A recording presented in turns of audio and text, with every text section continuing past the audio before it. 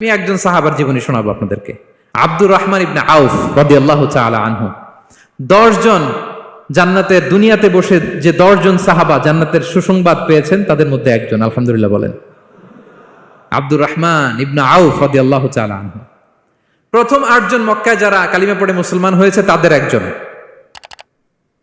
তার স্ট্যাটাসটাকে জেনে নেন। তো তিনি যখন মক্কা থেকে হিজরত করে মদিনায় গেলেন, মনে রাখবেন মক্কা থেকে যে সাহাবার বাড়ি ঘর ছেড়ে হিজরত করেছে তাদেরকে বলে মহাজির, মানে হিজরতকারী সাহাবা।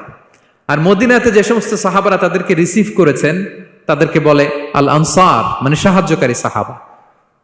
তো যারাই হিজরত করে মক্কা থেকে মদিনায় যেত, বিষ্ণু ইসা ইসলাম মদিনার কোন সাহাবীর সাথে তার ভাই পাতিয়ে দিতেন, আল মুআখাত, ব্রাদারহুড করে দিতেন, দায়িত্ব দিতেন যে তুমি এই সাহাবীকে দেখবে। তো আব্দুর রহমান ইবনে আউফ রাদিয়াল্লাহু তাআলা আনহু যখন হিজরত করে গেলেন, তার দেখভাল করার জন্য যে সাহাবীর দায়িত্ব পড়ল তার নাম হচ্ছে সাআদ ইবনে রাবিয়া, আনসারী সাহাবী রাদিয়াল্লাহু তাআলা আনহু। বিষ্ণু বললেন, সাআদ, আব্দুর রহমান ইবনে আউফ তোমার ভাই, ভাই বানিয়ে দিলেন। কি বানিয়ে দিলেন? তুমি তাকে টেক কেয়ার করবে, সে হবে তোমার মেহমান। সুবহানাল্লাহ।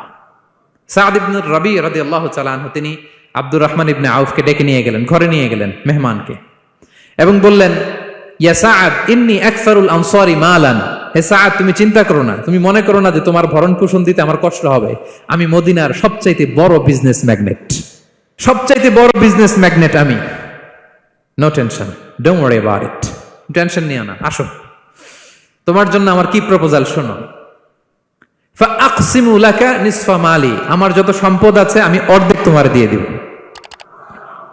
সুবহানাল্লাহ। এত আসতে আপনার বাড়িতে কেউ মেহমান হলে করতে পারবেন এরকম? আল্লাহ, কেমন প্রেরণার বাতিঘর তারা। ফাআকসিমু নিসফা মালি, হে আব্দুর রহমান ইবনে আউফ, আমার অর্ধেক সম্পদ তোমারে দিয়ে দিব। এখানেই শেষ না, এরপর বলতে লাগলেন, আমার অনেকগুলো স্ত্রী আছে, তুমি কোথায় যে মেয়ে খুঁজবা, প্রস্তাব দিবা, এত ঝামেলার দরকার নাই। আমার কোন স্ত্রীকে তোমার ভালো লাগে বলো, তার যদি তোমাকে ভালো লাগে তাহলে প্রয়োজনে তাকে আমি ডিভোর্স দিয়ে দিব, তাকে নিয়ে তুমি সুখের সংসার করবা। আল্লাহু আকবার, আল্লাহু আকবার। অর্ধেক সম্পদ দিয়ে দিব, আমার একাধিক স্ত্রী আছে, কাউকে যদি তোমার পছন্দ হয় এবং সেও যদি তোমাকে পছন্দ করে, প্রয়োজনে তাকে ডিভোর্স দিব। New life, new career, just go on.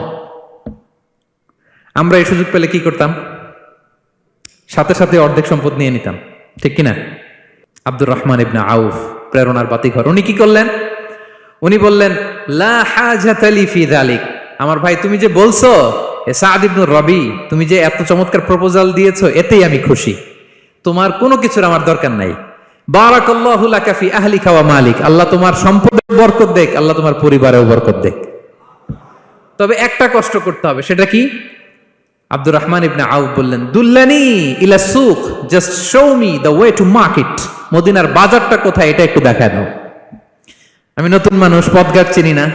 দুল্লানি ইলা সুক, just show me the way to market of Medina. মদিনার বাজারটা কোন রাস্তা একটু দেখায় দাও। আল্লাহু আকবার। সাআদ ইবনে রবি বললেন, এই তো মদিনার বাজার। উনি যে কিছু ঘি কিনলেন, পনির কিনলেন, কিনে বিক্রি করলেন, প্রফিট করলেন। ওই প্রফিট দিয়ে আরো বেশি করে কিনলেন, আবার বিক্রি করলেন, প্রফিট, আবার বিক্রি করলেন, প্রফিট। এই কেনা বেচা করতে করতে 1-2 মাসের মধ্যে উনি মদিনার one of the biggest business magnate হয়ে গেলেন।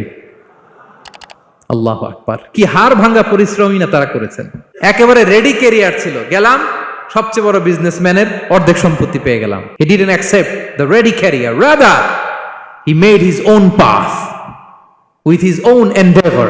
নিজের চেষ্টায়, নিজের পরিশ্রমে, নিজের ঘাম ঝরিয়ে নিজের ক্যারিয়ার তৈরি করেছেন। চিল্লায় বলেন ঠিক কিনা? This is the biography of Abdul Rahman ibn Auf radiyallahu ta'ala anhu.